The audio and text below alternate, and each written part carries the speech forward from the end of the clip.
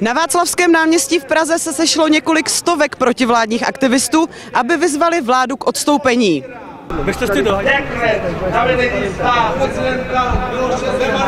Vy máte komunistickou vlajku, jako spousta lidí by argumentovala tím, že vlastně tady byla totalita, což je naprosto srovnatelný vlastně třeba s fašismem. Tak co byste na to odpověděl? Že to není v podstatě totalita, to nebyla totalita. Větší totalita je to, co tu je teď.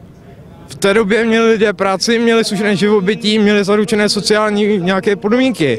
To dnes nemají. A vy si myslíte něco jiného? Jo, že propagují zločineckou stranu, že by je měli odsaď vykázat policisti.